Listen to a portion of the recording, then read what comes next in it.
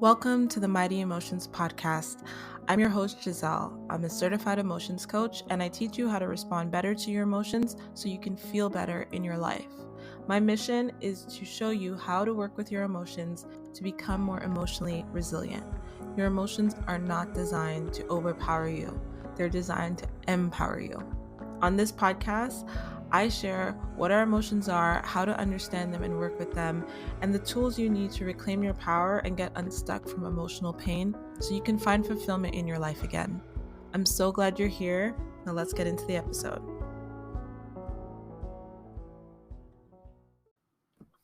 Hello again. How are you? How are you feeling? What are you feeling? How is life treating you?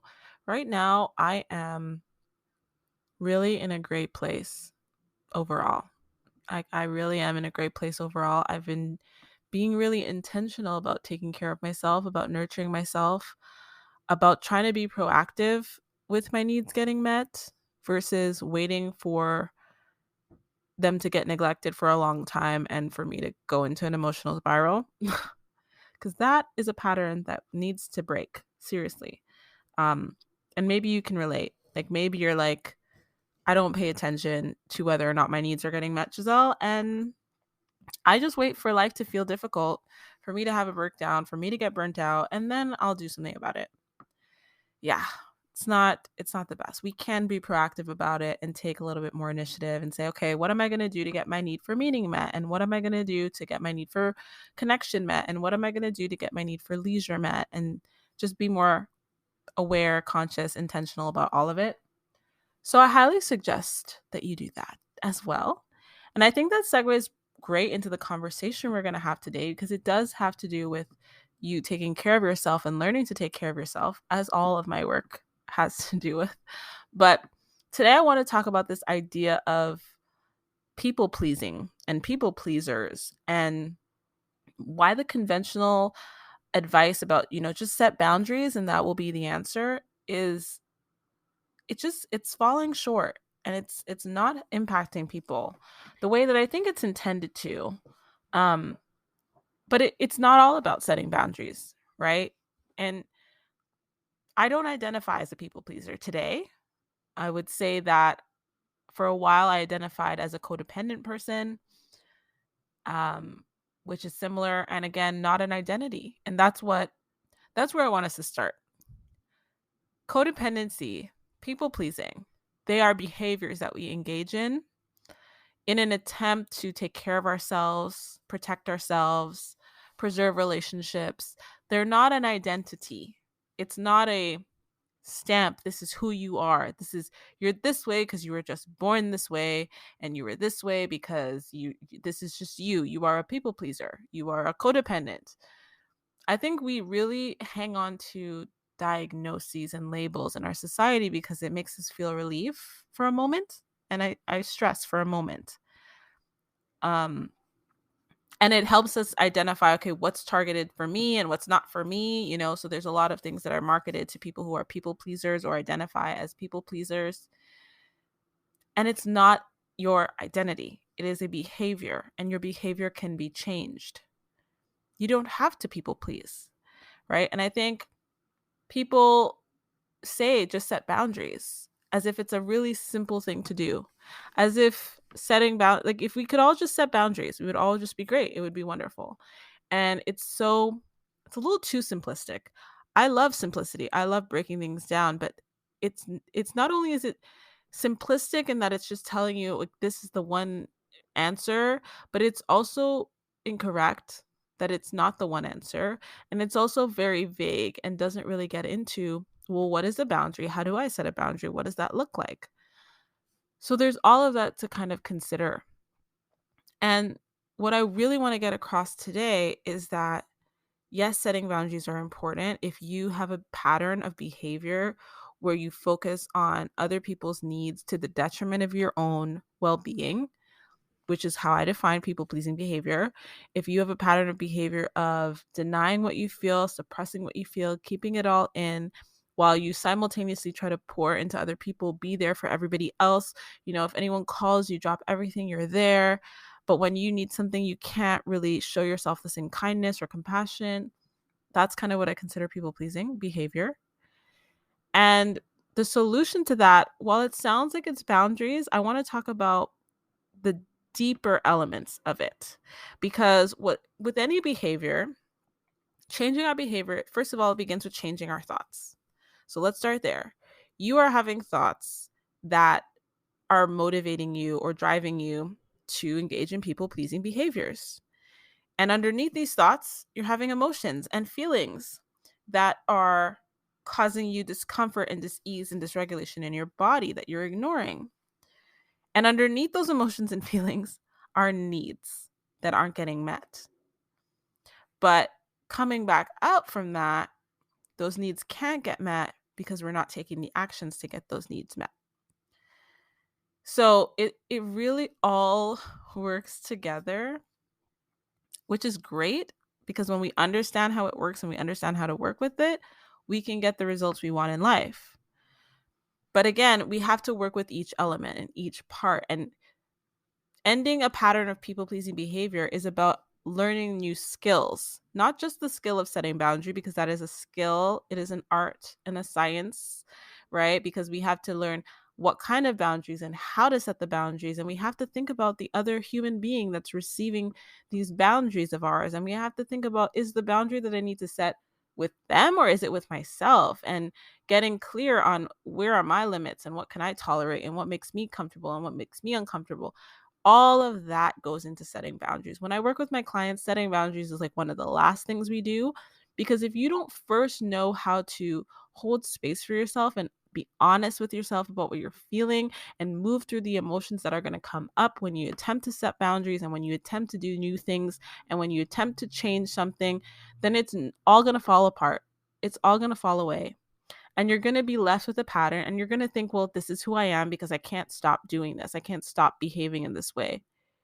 But what's driving the people pleasing behavior are the thoughts that are preventing you from getting your needs met, which are bringing all these emotions to the surface that you're not dealing with. And the cycle just continues and continues and continues. So, yes, we want to set boundaries, but we first have to learn the skill of processing, integrating, and resolving an emotional experience. An emotion is a physiological sensation that's just temporal. It's coming up for a reason. If we know how to address it and work with it, it's done. We resolve it and we move forward. If we don't know how to address it and resolve it and integrate it, then it just keeps cycling back around or it just kind of lingers in the background and it creates all this dis-ease within us that we try to find escape from, we try to find relief from, we try to do these things to avoid and distract how we're actually feeling. And people pleasing is one of those behaviors. So if I feel uncomfortable in a situation and I don't know how to navigate my discomfort, I'm going to default to behaviors that feel safe and that lead me to feel like I will be safe, right? We people please because we think that it's going to keep us safe from harm in relationships. We think if I do this, they won't be upset at me. If they're not upset at me, they won't leave me. If they don't leave me, then I'll have connection. Because what we really need is connection. And we don't understand that we can get connection in so many ways.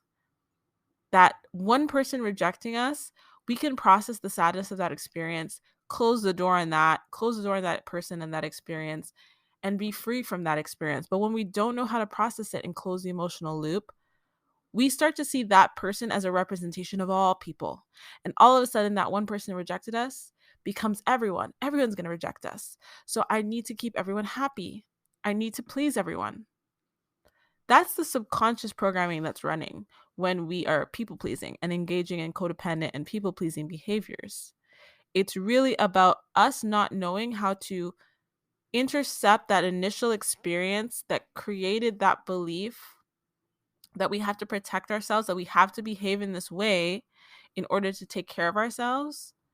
We didn't realize that that emotion, that sadness that came up when that rejection happened or that abandonment happened or whatever that relational rupture was, we didn't realize that we had no one to teach us how to process that. and how to leave that within the experience, that single experience. It was that person who did it. It was your mom who did it. It was your dad who did it. It wasn't that everyone is like that. It's not that that is a representation of everyone, right? When you can really process that experience and isolate it, you can move forward. You can be free to move forward. You can say, okay, rejection sucks, but not everyone's going to reject me, right? Abandonment sucks, but not everyone's going to abandon me. And I know how to process it if it does happen. And I know how to not make it about me and not make it mean that something's wrong with me. And I know that I can still be safe on the other side of it.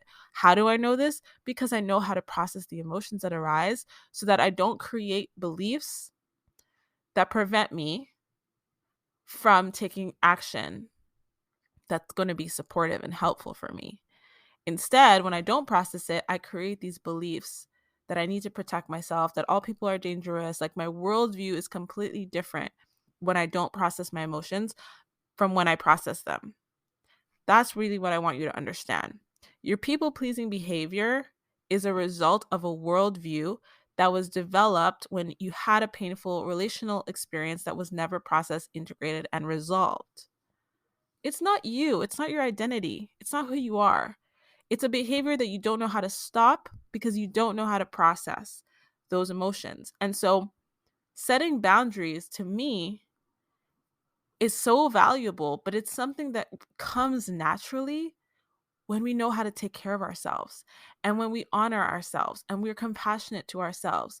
Like, if I treat myself good, I'm not going to tolerate you not treating me good. Like, if I take care of myself, I'm not going to tolerate someone who isn't willing to take care of me. It starts with you. It starts with you processing that experience that left you with those stories.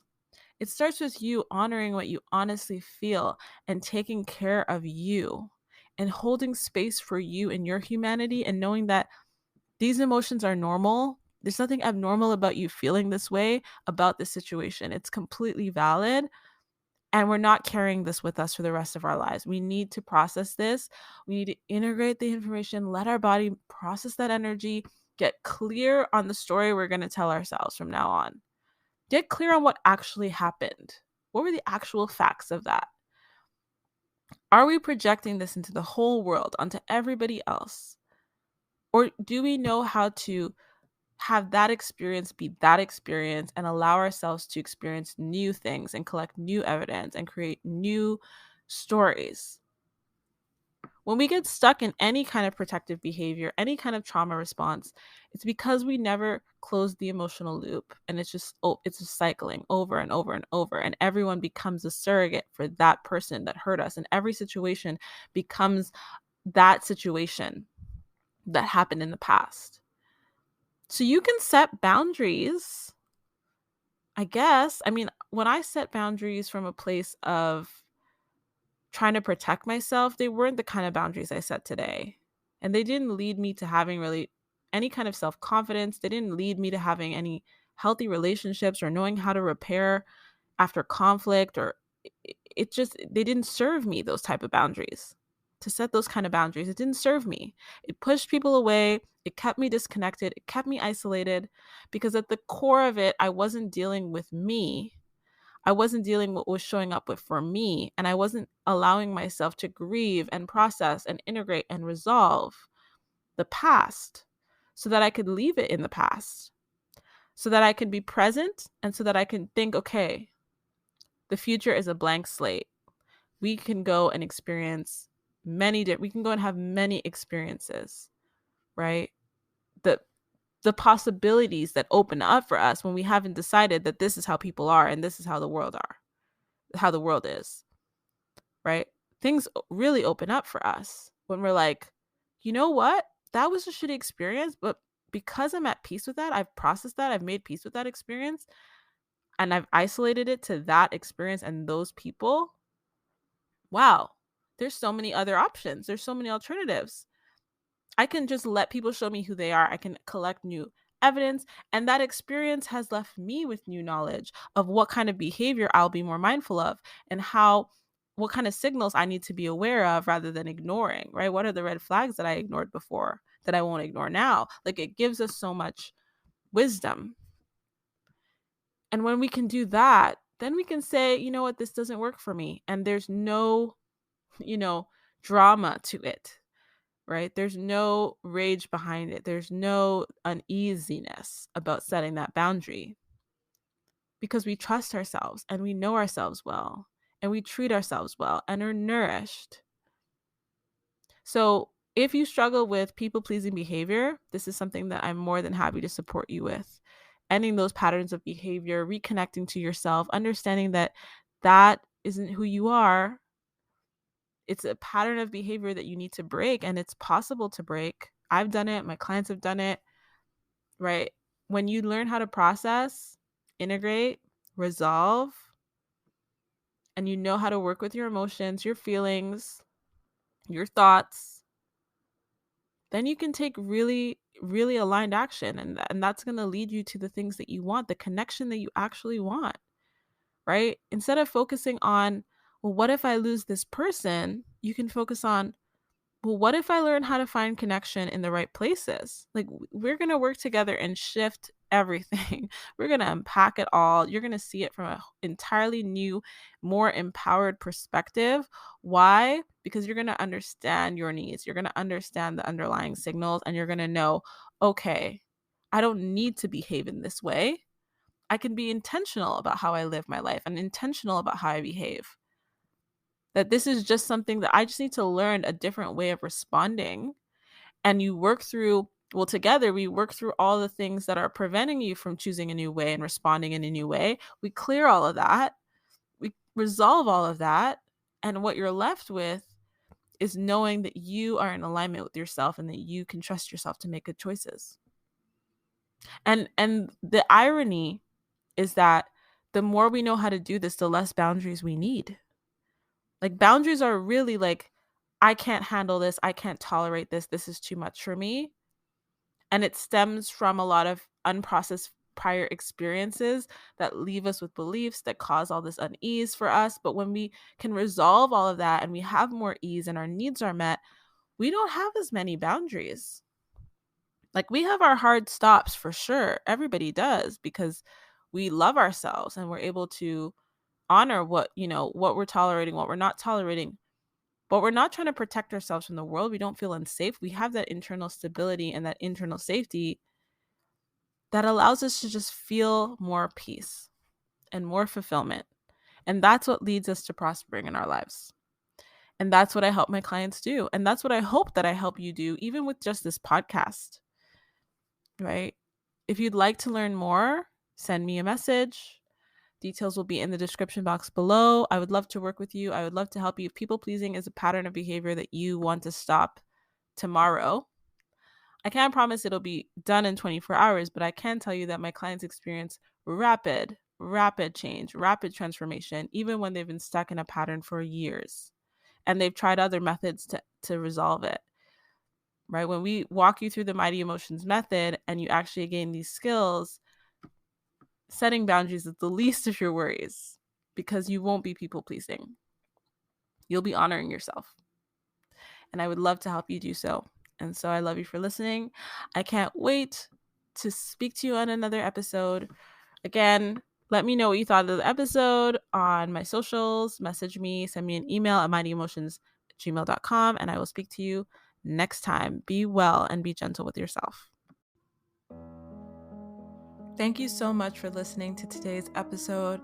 It would mean so much if you could subscribe, leave a review, share with your friends and family, and let me know what you think by going to my Instagram at mighty_emotions and connecting with me and letting me know what you loved about today's episode.